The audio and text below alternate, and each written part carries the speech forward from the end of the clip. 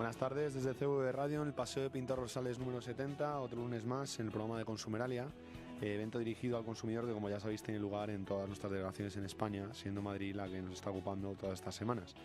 En este caso, los Cines de Callao, y de manera ininterrumpida, abrirá las puertas desde las 11:30 de la mañana hasta las 9 de la noche aproximadamente. Además de todas las actividades programadas, se van a llevar a cabo una serie de foros, los cuales vamos a repasar otra semana más. El foro de economía colaborativa, que dará comienzo a las 12 y terminará a la 1:15 con el título de Moda pasajera o nuevo modelo económico, y en el que participarán, como ya hemos estado repasando estas semanas, además con ellos en nuestros estudios, Swapmóvil, con Jaime Pla, fundador de la plataforma, MyAAA, con Alba García como representante, Car2Go con Horacio Corva, Location Manager como ponente, y por último Lucía Castro, Project Manager de Guestwise. A la 1:15 y acto seguido, después de este foro de economía colaborativa, comenzará el siguiente, que será sobre seguridad vial, con el título de A Salvo en la Carretera, con la Asociación Española de Carretera y con su director técnico Eduardo Miralles al frente, Cristina Barroso, consultora de dispositivos de retención infantil, y Luis Fernando, director de Relaciones Institucionales de Formaster. Ya por la tarde y a las 16 horas de la tarde hablaremos de salud con un foro más que interesante. De 4 a 4:30, la degeneración macular asociada a la edad será la protagonista, con las intervenciones de Guillermo Jiménez Gallego, profesor del CSIC, Pedro Cuevas, investigador y profesor del Alfonso X, y Luis Outeriño, jefe del servicio de oftalmología del Hospital de Día Pío XII, y Carlos Azanza, del servicio de oftalmología del mismo hospital. A partir de las 4:30 y hasta las 6:15, el corazón será el protagonista, gracias a la colaboración de la Fundación Española del Corazón. José Luis Palma Gámez, vicepresidente de la misma, hablará sobre cómo cuidar el corazón en todas las etapas de la vida. Además, Olga Morales, nutricionista de Danone, nos hablará de la importancia de la nutrición en la salud cardiovascular. Y por último, Cristina Merida hablará del ejercicio físico como medicina. Acto seguido habrá un show cooking con los mejores chefs y una cata de aceite dirigida por María Ángeles Pérez, jefa del panel de cata de aceite de oliva de la Comunidad de Madrid. Y para cerrar Consumeralia se celebrará una mesa jurídica. Es una jornada informativa sobre acciones Bankia, cláusulas suelo y otros productos de inversión. La moderadora será María Teresa Cuadrado, coordinadora de los servicios jurídicos de Ausbank Madrid, y los participantes en esta mesa serán Diego Rodríguez Marcos y Vicente Rodríguez, letrados de los servicios jurídicos de Ausbank, y Consumeralia contará con David Vázquez García, letrado de la Administración de Justicia y también letrado de la Sala Primera del Tribunal del Supremo, que hablará de las comisiones bancarias desde la perspectiva judicial. Además, habrá muchas más sorpresas que obviamente guardaremos para hacer el 15 de marzo, el Día Mundial del Consumidor, lo más especial posible para todos los asistentes, al igual que a las empresas que participan en el mismo. Como recordatorio, volver a decir que en todas las delegaciones de Ausbank habrá actos de Consumeralia que repasaremos la próxima semana, salvo en Valencia, que serán los días 19 y 20 de abril, y que empezaremos a repasar antes del evento en la capital del Turia. Ahora pasamos a unos minutos de pausa y volvemos con la entrevista que tenemos en el programa de Consumeralia. Ahora y hasta el 28 de febrero. Bueno, y seguimos en el programa de Consumeralia con nuestra entrevista de hoy, y es que tenemos el placer de presentar a Enrique Miralles, director técnico de la Asociación Española de la Carretera. Encantado de tenerte con nosotros esta tarde, Enrique. Muchas gracias, Guillermo. Igualmente, estoy encantado. Muy bien. Bueno, empezamos un poquito con la entrevista de hoy. Y bueno, recordar que bueno, vais a ser uno de los ponentes de ese foro de seguridad vial de A Salvo en la Carretera. Y bueno, pues sobre todo para contar un poco a los oyentes, bueno, sobre la Asociación Española de la Carretera, que nace en 1949 y bueno, trabaja desde sus inicios en la defensa y promoción de las carreteras. Bueno, ¿os podías explicar un poquito, bueno, cuál es vuestra labor y bueno, toda esta trayectoria así un poquito resumido? Sí, efectivamente, como bien dices, nuestra asociación tiene ya 67 años de historia y bueno, en resumidas cuentas, las actividades son variadas, pero en el principal objetivo que tenemos es defender la carretera, ¿no? Como nuestra razón social dice, ¿no? Es una asociación con más de 200 miembros, tanto del sector público como del privado, y pertenecemos a una asociación internacional, que es la Federación Internacional de Carreteras, ¿no? En cuanto a nuestras tareas, pues como decía, hacemos eventos, congresos, jornadas. De hecho, ahora en marzo tenemos una en Tenerife sobre redes de carreteras de Diputación. Luego hacemos también estudios con bancos multilaterales de desarrollo, colaboramos con administraciones públicas. proyectos internacionales con nuestros socios, participamos en proyectos también de investigación y desarrollo. Sí. Y luego, bueno, en el ámbito institucional son reconocidas nuestras medallas de honor que otorgamos cada año a las principales personalidades del sector que han contribuido a la mejora de las carreteras, que suelen tener lugar en junio. Tenemos una revista también donde se publican artículos técnicos del sector y también hacemos actividades de formación a través de una plataforma online. Bueno, esto es un poco, a grosso modo, lo que hacemos, ¿no? Que no es poco. No es poco, ¿no? Bueno, de hecho, en 1998 os convertís en entidad de utilidad pública, bueno, pues como has comentado y has explicado, bueno, por el servicio que prestéis a la sociedad, ¿no? Que consiste en una red viaria más segura y de mayor calidad y capacidad, ¿no? Claro. Sí, esta declaración de entidad de utilidad pública, Sí. bueno, lo que hace es que tenemos un compromiso hacia la sociedad, como su propio nombre indica, ¿no? Entonces, pues a menudo recibimos llamadas, pues ya sea de entidades privadas o públicas, ¿no? Administraciones públicas, o incluso de usuarios particulares, ¿no? Que nos llaman y nos preguntan, oye, ¿qué pasa con esto? He oído esto en las noticias, y nos hacen consultas y nosotros, pues estamos obligados y lo hacemos encantados de contestar a los usuarios, ¿no? En la medida de nuestro conocimiento y posibilidades. Claro, es lo que te iba a preguntar, o sea, que recibís llamadas de usuarios, ya no solo de entidades privadas o públicas, obviamente, sino también de usuarios. Pero claro, vosotros recibís estas llamadas, os pueden informar incluso de, bueno, de puntos o de vosotros, a partir de esa llamada, de qué actuación seguís o simplemente asesoramiento. Sí, bueno, a veces simplemente es una consulta y lo que quieren es información muy concreta, entonces les derivamos a donde sabemos que pueden encontrar esa información. A veces, como estabas dando a entrever, que a veces nos indican dónde hay un punto en una carretera o alguna cosa muy particular, entonces en ese caso pues le remitimos a la administración competente, ¿no? Porque nosotros no somos gestores, nosotros somos una asociación, ¿no? Pero bueno, sí, sobre todo nos piden asesoramiento, ¿no? Y nuestros socios, especialmente nuestros socios, los miembros de la Asociación de la Carretera, pues tienen en la asociación pues un servicio técnico para lo que deseen, ¿no? Y claro, hablando de la sociedad y bueno, del usuario, al fin y al cabo, el consumidor, ¿qué puedes decirnos del comportamiento de estos? ¿Ha mejorado estos últimos años con todas las campañas y con todo, bueno, pues...? Pues sí, realmente desde el año 2006 que se instauró el carné por puntos, ahí hubo un antes y un después. Desde el carné por puntos, ¿no? Es cierto que bueno, se puede haber laminado un poco el efecto porque al principio fue muy brusco, ¿no? Fue muy notorio el efecto del carné por puntos, pero bueno, luego hubo un paquete de medidas que ayudaron a complementar ese efecto. Bueno, la verdad es que la mayoría de las medidas que actúan sobre el factor humano son probablemente las que tengan más efecto, porque sabemos que un 90% de los accidentes se explican a través del factor humano. Pero bueno, también es verdad que se está detectando cierto agotamiento en algunas de las medidas implementadas en la década pasada, ¿no? Porque sí tuvimos mucho éxito con el control del cinturón, el alcohol, el casco, con la velocidad. Pero claro, al final, cuando ya tienes unas altas cotas de cumplimiento, como pasa en los países nórdicos, por ejemplo, en Suecia, pues claro, los suecos, por ejemplo, en el año 2005 pues tenían una tasa de utilización de las sillitas de retención infantil pues cercanas al 100%. Es lo que te iba a decir, al 100%, mientras que nosotros estábamos por debajo del 50%. Entonces, se entiende enseguida que nosotros teníamos ahí mucho que ganar. Teníamos un 50% de utilización por ganar y eso se iba a redundar en menos víctimas mortales, mientras que los suecos de ahí no pueden sacar no pueden sacar más del que ya están obteniendo, por supuesto, no pueden dejar de hacer esa medida, pero de ahí no pueden sacar nada nuevo. Eso es lo que nos está pasando un poco con algunas de las medidas, ¿no? Que están llegando a su punto de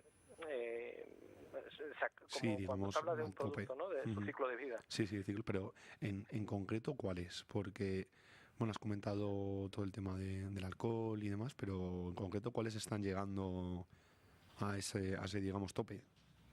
Bueno, Esto también es difícil de decir, ¿no? Hay algunas que desde luego sí podemos decir que en el tema de las silletas de retención infantil hemos mejorado mucho. Sí. En la utilización de cinturones depende también, ¿no? Depende de si es en ciudad o en interurbanos, si es en los asientos delanteros o traseros, pero también hemos mejorado bastante. En el tema del alcohol y la velocidad todavía ahí tenemos alcohol y drogas conjuntamente. El alcohol, drogas y velocidad, ahí tenemos todavía un caballo de batalla que tenemos que domar todavía, porque ahí hace falta todavía cierto esfuerzo y lamentablemente, bueno, es verdad que a veces no funcionamos si no hay control, ¿no? Entonces, bueno, el control policial de las autoridades es fundamental en este caso. Es fundamental, de hecho, bueno, y lo debemos ver como fundamental, porque luego la gente se queja porque haya controles, ¿no? Y no se piensa, pues bueno, en la seguridad y en muchas de las situaciones, accidentes que se pueden evitar. Fíjate, Guillermo, que eso vamos, lo vivimos a diario. Todos los usuarios, cuando alguno nos pone una multa a nosotros o a alguien cercano, pues enseguida decimos, ya está aquí la administración, ¿no? Exacto. Con los radares. Pero la verdad es que, a pesar de que se han incrementado mucho los controles de velocidad en estos últimos 10, 12 años, en España estamos alrededor de 800 radares, ¿no? Entre fijos y móviles, quizá alguno más. Pero es ese orden de magnitud, ¿no? Y en Reino Unido estamos hablando de 6.000 radares, o sea, aproximadamente, ¿no? Son casi 7 veces más. Bueno, no. Claro. Entonces, bueno, pues para que se vea un poco, el Reino Unido es uno de los 3 mejores países de seguridad vial en el mundo, te iba a junto con Suecia y Holanda. Entonces, bueno, ojalá pudiéramos llegar a sus niveles, que por cierto estamos cerca, luego si quieres hablamos de eso, claro. pero el control es inevitable y además es necesario, ¿no? Y bueno, sobre todo en cuanto a las carreteras, ¿crees que son seguras nuestras carreteras? Y sobre todo, ¿cuál es el estado actual? Porque se habla mucho de carreteras secundarias y comarcales, que es donde además, si no me equivoco, se concentran la mayor parte de accidentes, ¿verdad? Sí, efectivamente, en las carreteras convencionales, ¿no? Que llamamos, nosotros las carreteras convencionales son aquellas que tienen un carril por sentido, ¿no? Y no tiene separación de mediana, de manera que son frecuentes los choques frontales y las salidas de calzada, ¿no? En estas carreteras se produce el 75% de las víctimas mortales. Entonces aquí es donde tenemos que centrar la atención. Hay otra crítica recurrente, ¿no?, que hacen los usuarios, es que los radares no se ponen en estas carreteras, sino que se ponen en los otros, en las autovías y en las autopistas, ¿no? Bueno, hay diversos motivos por el que esto es así, pero bueno, ya hay una campaña también una campaña de aplicación de radares en carreteras convencionales. Que desde hace algún tiempo se está llevando a cabo y tiene como objetivo precisamente reducir la siniestralidad en estas carreteras, ¿no? En cuanto a si son seguras o no, bueno, pues las carreteras españolas no tienen nada que envidiar, todo lo contrario, a las europeas y a las de cualquier país del mundo, ¿no? De hecho, somos uno de los países con mejor red de carreteras de nuestro entorno. Lo que ocurre es que, de hecho, tenemos 165.000 kilómetros de red viaria, sin contar el viario urbano. Entonces, claro, el problema cuando tienes mucho patrimonio de algo es que lo tienes que conservar. Eso implica una inversión económica, ¿no? Y claro, pues con el tema de la crisis de los últimos 10 años, desde el año 2008, 8 años, pues se ha visto afectada. Claro, las partidas presupuestarias en conservación se han visto muy reducidas, ¿no? Lógico, claro, lógico. Bueno, y en cuanto a siniestralidad, antes lo has comentado, o sea, ¿hemos mejorado en cifras? Sí, bueno, aquí tenemos un doble discurso, ¿no? Desde el año 2001 hasta el año 2010, la Unión Europea tenía un objetivo claro, que estaba marcado en el Libro Blanco del Transporte de la Unión Europea, que era reducir un 50% las víctimas mortales en esa década, ¿no? En la década 2001-2010. Uno de los pocos países que lo consiguieron fue España. Y nadie daba un duro por nosotros, ¿no?, como vulgarmente se dice, ¿no? Porque estábamos bastante mal en el año 2001, todo hay que decirlo, ¿no? Estábamos a la cola de los países de Europa, estábamos por debajo de la media, o sea, por encima de la media. Por encima, claro. Estábamos mal, ¿no? Y bueno, pues con la introducción del carnet por puntos y otra serie de medidas, como son los controles y la concienciación y muchas otras cosas, y la mejora también de las carreteras, pues conseguimos reducir un 50% las víctimas mortales. Desde el año 2010 hasta ahora, Eso que te iba a preguntar. hasta el año 2012, más o menos, esa 2012-13, se siguió tímidamente esa reducción, Sí. o bueno, más o menos en los mismos términos que anteriormente. Lo que ocurre es que ahora, los 2 últimos años, el 13, 14 y el 15, cuando salga también lo veremos, estamos detectando un estancamiento, ¿no? Lo que nosotros llamamos una asíntota. Una asíntota es, Sí. pues eso, una meseta, ¿no? en la curva de la mortalidad. ¿Por qué digo esto? Pues porque en el año 2011, por ejemplo, teníamos 83.000 accidentes con víctimas, Sí. y en el 14 tenemos 91.570, ¿no? Sí. Hemos aumentado pues 8.500 8.500, en 3 años. Y en cuanto a los fallecidos, si bien es cierto que el único año de momento de los que tenemos registro que ha habido un aumento es el 2014, que tuvimos 1.688 Sí. frente a los 1.680, o sea, 8 más del año anterior, pero ya estamos viendo que esto no es una casualidad, sino que estamos en un periodo de estancamiento, ¿no? De hecho, este año, en 2016, Sí. en las cifras que tenemos disponibles, que son los fallecidos a 24 horas en carretera, tenemos en enero 2 muertos más que el año pasado, y en febrero tenemos 7 fallecidos más. Sí, claro, es lo que te iba a decir, que a estas alturas de año sí que había más fallecidos que el año pasado, pero vamos, que es lo... Pero ¿y por qué se debe? Porque vamos, yo desde la ignorancia te pregunto, ¿hay alguna razón de lo que hayas llamado esta meseta o...? Sí, bueno, como te decía, por un lado está el tema de que algunas medidas necesitan ser relanzadas con más brío, o reinventadas, o mantenidas y buscar otras medidas complementarias directamente, ¿no? Luego también hay otro factor importante, y es que con la recesión económica se produjo un descenso de la movilidad en las carreteras, tanto de ligeros como de pesados, muy significativamente pesados, ¿no? Porque muchas empresas quebraron, mucha gente se fue al paro. Claro. Movilidad, desde luego, cuanta menor exposición al riesgo hay en la red de carreteras de un país, pues eso afecta a la siniestralidad, ¿no? Por una cuestión de causa-efecto. De manera que eso también lo estamos viendo ahora, porque con la recuperación económica que está atravesando nuestro país en estos últimos año y medio, 2 años, ese incremento del tráfico que se está ya registrando en las carreteras, pues puede traer consigo niveles anteriores a la crisis también, ¿no? De manera que es un poco un compendio de todo. Es difícil discriminar, ¿no? Y escoger exactamente, discernir cuáles son las causas, pero bueno, es un poco de todo, ¿no? Bueno, a ver, podemos decir, y como hemos hablado, que nuestras carreteras son seguras, y de hecho se han reducido los puntos negros. Bueno, a nosotros nos preferimos hablar de los tramos de concentración de accidentes. Claro, lo tenía aquí apuntado: gestión de tramos de concentración de accidentes y de tramos blancos, ¿no? Sí, claro. Los puntos negros es un concepto que utiliza la Dirección General de Tráfico, y que es muy utilizado por la prensa, los medios de comunicación, pero en ingeniería vial, en ingeniería de carreteras, lo que utilizamos realmente son los tramos de concentración de accidentes, que son tramos que tienen una siniestralidad significativamente superior a la media de tramos similares a ellos, ¿no? Entonces, por su propia definición, como estamos siempre comparando con una media, siempre va a haber. Siempre va a haber, porque siempre va a haber una media. De manera que siempre va a haber tramos por encima de esa media y tramos por debajo. Entonces, la pregunta de si se han reducido o... Bueno, es que probablemente tendríamos que decir que si se tratan los suficientes, ¿no? Tramos de concentración de accidentes cada año, porque va a haberlos siempre, mientras haya una media. Bueno, pues pasa lo mismo que con la conservación. Cuantos menos recursos tenemos disponibles, pues menos tramos de concentración de accidentes podemos tener, ¿no? Y a eso se enfrentan los ingenieros de las administraciones públicas, pues a diario, ¿no? Esa lucha contra la siniestralidad y con esa escasez de recursos, ¿no?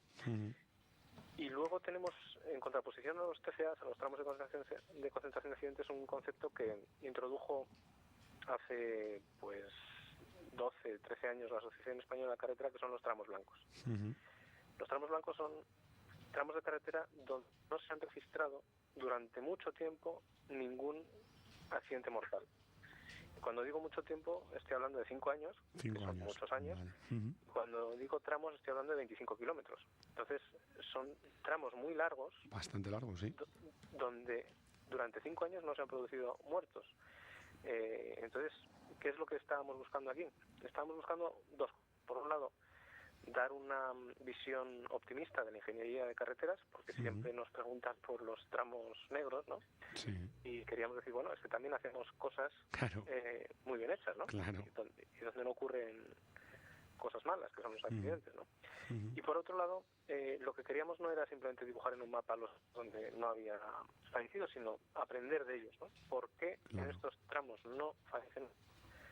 ¿Y cómo podemos hacer que los negros se parezcan a los blancos, ¿no?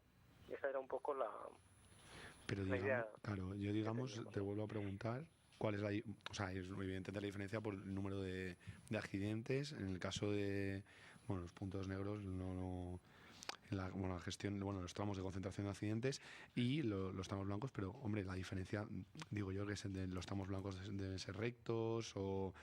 ¿no? O con 2-3 carriles, mientras que los tramos de concentración de accidentes son más complicados, a lo mejor son carreteras comarcales o carretera montaña, ¿no? Entonces es difícil, ¿no?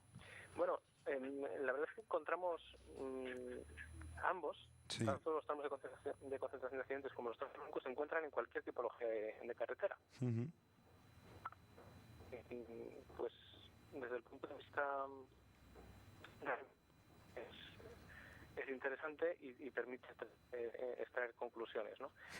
Lo que hemos aprendido de los tramos blancos es que todos ellos, sin excepción, tienen un buen estado de conservación del equipamiento, especialmente, ¿no? Tanto de la señalización vertical, horizontal, como del balizamiento y los sistemas de contención. Son tramos muy bien equipados. Al menos que puedan ser carreteras secundarias o puedan ser carreteras orográficamente difíciles, ¿no? De montaña, pero tienen estas características y luego también tienen unas características de intensidades medias diarias determinadas, ¿no? O sea, un tramo blanco tiene por lo general unas intensidades medias diarias probablemente un poco inferiores que las características de ese tipo de red. Claro, era un poco, pues, hombre, mi duda de cómo se consigue equiparar, evidentemente, pues como dices tú, con mejora del equipamiento, etcétera. Pero claro, era un poco la duda que tenía. Y bueno, y volviendo, antes me lo has dicho que lo volveríamos a tocar cuando hemos hablado de Inglaterra y de Suecia, porque la situación actual de la seguridad vial en España y en el mundo, o sea, ¿cuál es? Comparando un poco lo que es España pues con países que has nombrado como Suecia e Inglaterra, y si la situación actual es buena, que ya hemos dicho que bueno, que está ahí un poco... La verdad es que antes he introducido un discurso un poco pesimista porque estamos en esta fase de estancamiento, ¿no? De asíntota. Pero lo cierto es que globalmente, si no vemos los 2 últimos años, que es cuando se está produciendo este efecto, si lo vemos con perspectiva, tanto hacia atrás como hacia adelante, podemos decir que estamos en la mejor época de seguridad vial de nuestra historia, porque estamos ahora mismo en Europa, estamos el sexto país, somos el sexto país en cuanto a tasa de fallecidos por millón de habitantes, ¿no? Estamos únicamente por detrás de Malta, Holanda, Suecia, Reino Unido y Dinamarca. Y países comparables, pues Malta no sería, ¿no? Porque Malta tiene unas características muy concretas. Por lo tanto, somos prácticamente el quinto país de Europa. No, y en España hay muchos desplazamientos, además. Además, tenemos mucho tráfico de paso. En verano tenemos mucho turismo. Entonces, tenemos ahora... tenemos una tasa de fallecidos por millón de habitantes de 36, cuando Dinamarca tiene 33, Reino Unido tiene 29, Suecia tiene 28, estamos muy cerca, ¿no? Y para que nos hagamos una idea, en el año 2001, 2002, 2003 estábamos por encima de los 100, 128, fíjate. Estábamos en ese rango, ¿no? Y ahora estamos en 36. Por lo tanto, hemos reducido mucho, pero bueno, sí quiero llamar la atención de que en los últimos años se está produciendo este efecto de estancamiento y que no nos podemos relajar. Claro, igual que hemos estado una posición... Sí. Uy, Enrique, se te corta un pelín Ahora justo. Sí, te decía que si no hacemos los deberes podemos caer en esta... Claro. Y tener peores resultados, que al final es el ranking es lo de menos, ¿no? Lo importante son las vidas. No, claro, evidentemente, bueno, obviamente había una mejora en toda la red, y luego yo creo que la concienciación de la gente ha sido muy grande en estos últimos años, campañas que ha habido y demás. Y bueno, es un buen dato, pero claro, lo que dices tú, no hay que relajarse y hay que seguir trabajando, claro. Y bueno, y por último, para cerrar esta entrevista, que la verdad es que ha sido un placer, ¿qué esperáis de Consumeralia y de ese foro de seguridad vial con el que estaréis con Luis Fernando, como comentaba antes, de Formaster, y con Cristina Barroso, que antes has hablado tú de los sistemas de retención infantil? Bueno, ¿qué esperáis de ese foro? Bueno, lo primero que esperamos es mucha asistencia, es lo primero que esperamos, ¿no? Y mucho interés por los múltiples temas que se van a debatir en este foro que organiza Consumeralia. Y bueno, ya que me brindas la posibilidad, quería aprovechar para agradecer a los organizadores, a ti especialmente, la iniciativa que habéis tenido para acercar a la sociedad temas que afectan directamente a su calidad de vida y incluso a su salud, ¿no? Como es el caso de los accidentes de tráfico. Y nosotros estamos acostumbrados a tratar estos temas, pero lo cierto es que a menudo los tratamos en foros especializados y no salen de este ámbito, ¿no? Claro. Y un evento como el que vais a celebrar con Consumeralia y que vamos a participar, pues siempre viene bien contar con la visión y la participación de los ciudadanos y los usuarios, ¿no? Para refrescar ideas y ver sus puntos de vista, ¿no? Esa era un poco la idea, sobre todo pues en un evento, pues bueno, como dar a conocer la economía colaborativa, o en este caso hablar de la seguridad vial, pues un poco porque para que no haya no sean foros especiales, y bueno, que la gente pueda tener la oportunidad de oíros, porque bueno, hemos elegido ponentes con lupa, y bueno, y estamos encantados de teneros. Bueno, recordaros la Asociación Española de la Carretera. De hecho, tenéis Twitter, un poco recordar la página web, y bueno, que la gente, pues que conozca un poquito más la Asociación Española de la Carretera, que hace una labor bastante buena, como has comentado al principio de la entrevista. Y nada, os esperamos el 15 de marzo, como hemos explicado, a la 1:15 de la tarde. Y nada, un placer haberte tenido en el programa de Consumeralia, Enrique. Muchas gracias, Guillermo, igualmente. Bueno, un saludo. Hasta luego. Y bueno, por lo demás, como siempre, hasta el próximo lunes, donde volveremos a repasar un poco las actividades que nos esperan en todas las delegaciones de España de Consumeralia. También repasaremos lo que se va a llevar a cabo en Valencia, que van a ser 2 días, 19 y 20 de abril. Y como siempre, un placer. Un saludo desde CVB Radio, el Paseo Pintor Rosales número 70.